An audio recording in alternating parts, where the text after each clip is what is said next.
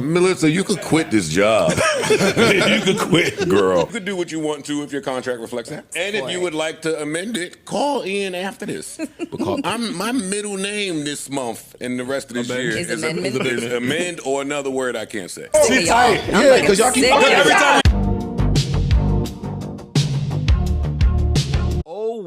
Oh, where has Melyssa Ford gone? Melyssa Ford's last appearance on the pod was the Patreon episode titled It's How You Finish. It was here that an awkward moment was discussed about addiction. Would you like to say? I'm not saying anything. I don't know your life. Is there something that I don't know? You said there was a point. There was a point. There was a point where, Can you put this down and say it?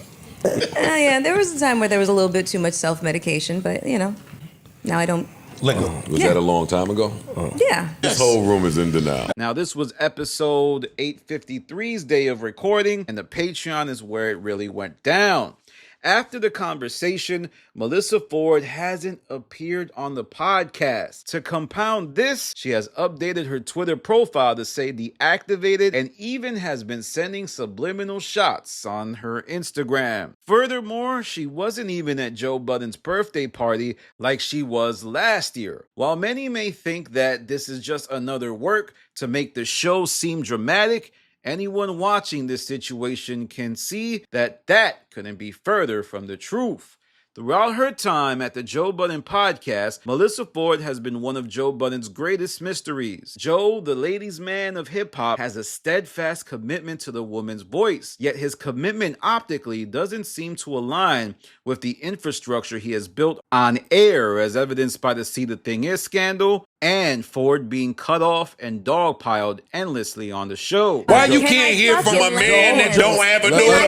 Let her cook, Joe. Let her cook, Joe. Can I fucking talk? Yes, I'm sorry. And because having a daughter changes your perspective on a lot of things. I want to tell you that. Don't need a daughter to qualify. We speaking as men. Talking about just men. I completely shut down everything that I put. No, because I can't respond to the Doshi thing. I can't respond to the bear thing. Joe thought he was getting the Melyssa Ford who initially appeared as a guest. Can I ask you a personal question? Always. Is the current you dating? No, not at all. Not at all. I am dead from the neck down. You better laugh. You better I'm uncomfortable. It might be your faja. But once he hired her, she would switch up, shifting to a more Barbara Walters of hip-hop media-esque persona. Rarely would Ford give insights into her time in the industry, nor would she be vulnerable on Joe Budden's platform. This tension would lead to a mix of tumultuous moments for Melyssa Ford's time on the show. As the sole female voice on the show, Ford would find herself at odds with multiple people of the show. First, there was Flip, who Melyssa Ford felt like received special treatment from Joe. He was allowed to leave early, go quiet for long periods of time, and even threatened to fight almost every member of the cast, including its namesake, Joe Budden. She would call out that behavior. Irish goodbye. How long you been going? Like 20 minutes. we had this conversation. Might be longer than... I believe rightfully so, but instead, she would be demonized by the rest of the cast for so-called Karen behavior. Eventually, the drama between Flip and Melyssa Ford would boil over, so much so the two would clash on air, leading to one of Melyssa Ford's many show walk-offs. I'm literally saying they're the same. Right. Literally saying they're the same. And all the men up here take accountability, but the one person never takes accountability, that's a woman. Where are we basing our judgment off of? Are you talking about me? Y'all motherfuckers abuse the shit out of that phrase. Okay. Calm down with that. There were additional moments between Flip and Melyssa Ford as well. One where Flip made a joke about the MAID program, which is a health program in Canada where one can opt for early death should they suffer from a serious terminal disease. While Flip claims he didn't mean any harm, I'm unsure, as Flip does love to get a rise out of people, and he 100% knew Melyssa Ford's mother participated in the program. It's tasteless as fuck. Stop talking about that shit. It is not a light matter. Don't do it. What? Step the fuck away from it. What are you talking about? The MAID, don't mention it. Don't talk about it. If you cannot be respectful about it, leave it alone. Later, it was revealed that Melyssa Ford went to the show's human resources department to formalize complaints against Flip. We sent Mel to HR, like to talk to him before she went. oh my God, the culture, and I can't stand it, I don't know what's going on, and if you don't do something about those guys. However, the HR rep would tell Melyssa Ford what could happen if she decided to pursue action. Oh, this serious. Yeah. This is serious. Send Mel to HR. When she left HR, she was like, yeah, you know what? I think me and the guys can work it out. Her suggestions, I was like, you know what? On second thought, I'm gonna save them. Upon which Melyssa Ford backed off. What remains interesting about this is that Flip would suggest that Ford has some skeletons of her own. Hell, you know you would have been on the chopping block too, right? You know, and whatever you involved in is worse than anything that me or Ish could do. This is in no doubt a reference to the rumored tryst between Imani and Melyssa Ford. While it cannot be 100% proven yet, Flip and Joe Budden have played into it, and so has Melyssa Ford. The insinuation of anything up here was not done by me and Mel. It was done by you and Joe. That is the start of it. That's it. But where did Where did the facts start? What facts? Where did the facts start? What facts? Well, Joe's birthday is coming up, and that seems to be a launch pad for a lot of things. Usually with most narratives of the show, they get disproven at some point, but this one continues to persist. Imani steadfastly denies this. When it comes to that, all joke. We don't have to delve into it. And on top of that, if it was true, it's none of y'all business. I don't think Imani would tell us the truth anyway. With this tension boiling over, it appeared like Joe wanted to introduce a stabilizing force towards the end of 2024. That force was Mark Lamont Hill. His voice, while a breath of fresh air, would usher in another tumultuous moment for Melyssa. For the last little while, you've been shooting, and I'm That's what you think. and I'm just like, yeah. Why would you Speak for yourself so I can make sure. Do you think I shoot at you more than I shoot at Imani? No, Do you think I shoot at you more than I shoot at Flip? no. Potentially. Is that I'm just treating you like everybody else, but when you're in a position of privilege. Shut up. But when you're in a position of privilege, something she getting requested. treated like everybody else feels like mistreatment. He initially would protect her against the cast's dogpiling, but like many co-hosts before, he would switch up and take her to task for calling him out. What could have happened? Had Mark felt sympathetic towards Melyssa Ford from afar, only to realize her faults up close? Then there was the Jersey couch. Ish and Melyssa Ford were pretty cool to start, but as time went on, they would fall out. My guess is that Melyssa Ford's early positioning of being one of the guys would fall apart quickly. Yeah, and I love being around testosterone. You know, I feel like I'm doing the backstroke in it right now. It's my jam. Why f- with the girls that enjoy being around testosterone? Yeah, me too. I love being around you dirty ass. As she was very sensitive and not hesitant to run and tell Joe Budden and Ian what the rest of the cast was doing. Ish and Ford also had a weird romantic storyline. While it was a storyline, I 100% believe Ford did get territorial when it came to Ish, even posting inappropriate pictures of Ish on the balcony where they recorded, and making an even more inappropriate joke about Ish drinking after her. Y'all drink after each other? I cough syrup. Do y'all? I didn't ask you. Do y'all drink after each other? You may need this dish. We do not. I asked you though. I'm answering you though. Okay, but Mel, have y'all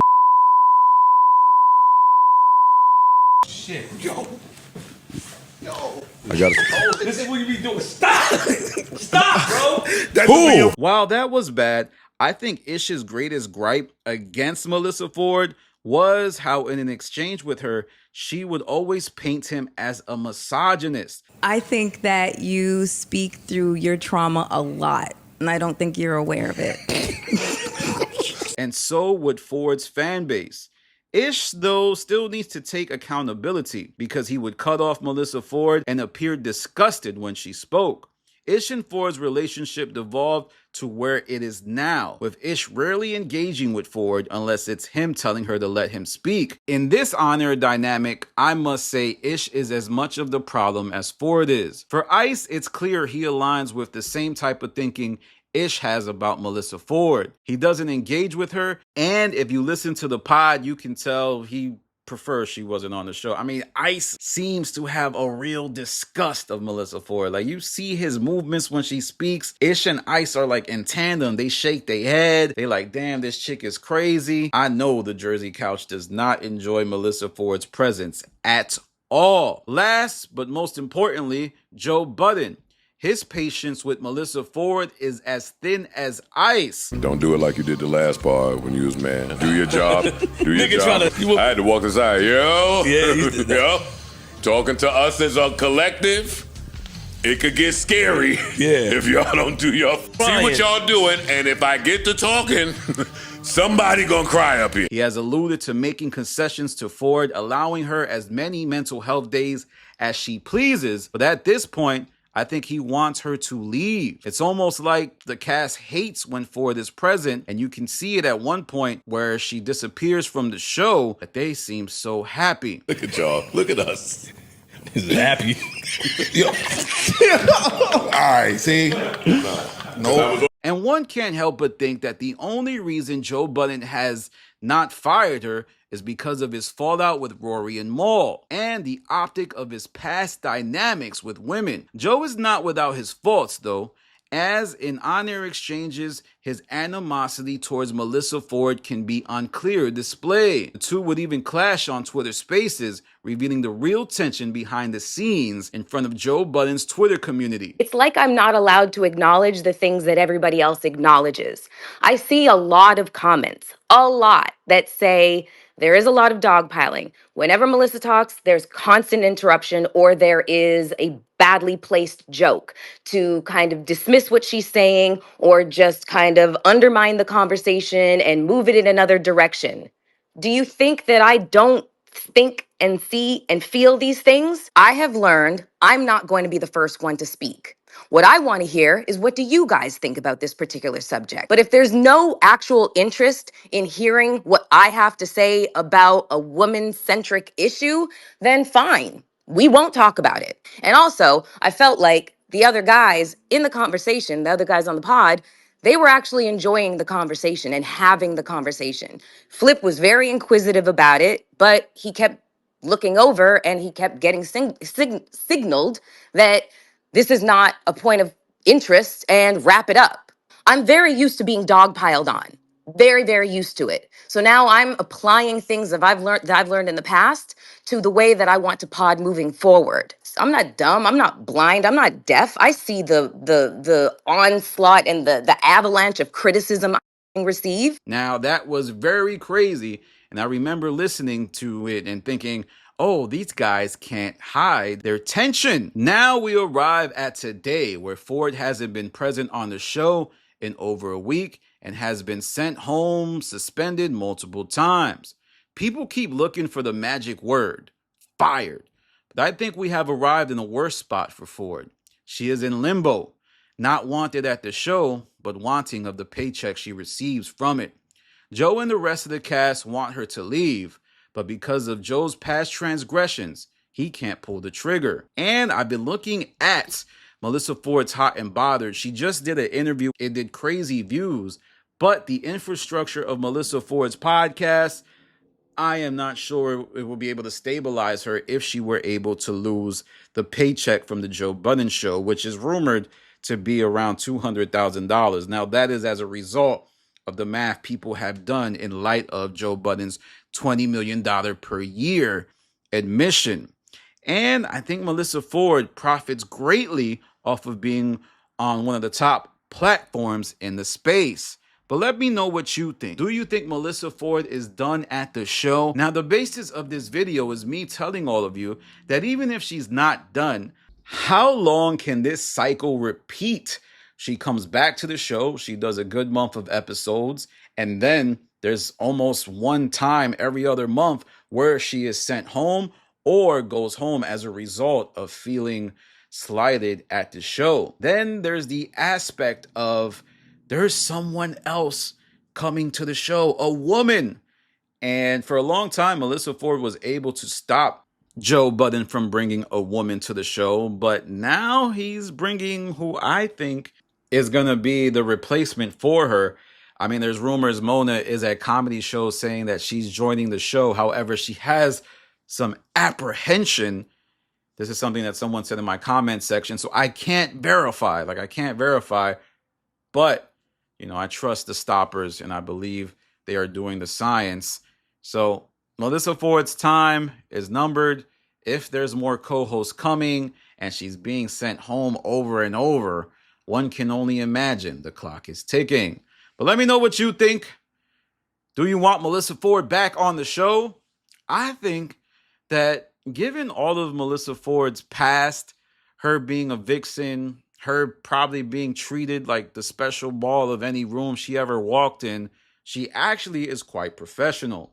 Like, people who get constant praise usually don't translate to great co-workers. And I think the cast is kind of saying that that's the case. But the fact that she's able to be on the show for 3 years illustrates some level of professionalism. And it hasn't gone unnoticed for me that a lot of this drama happened when Ian was on break waiting for the birth of his child. Maybe now that he is getting to focus on the show yet again, he can stabilize. But I don't know. I think we have enough evidence to see that the situation is untenable and will just repeat the cycle. With that said, follow me on Patreon. My podcast just dropped on Spotify. I left a link in my community post, but I'm going to put it in the bio and the description. I think I'm going to put my podcast on Spotify video only, and it's also going to drop on my Patreon only, though I'm thinking about changing up and maybe just making my podcast Patreon only, because I don't know, the Patreon's growing and I'm really proud of it, and I feel like maybe an exclusivity to Patreon might be the route to go. Follow me on Instagram, The Stop TV. Follow me on Twitter, The Stop TV. This is Danny from The Stop. Peace.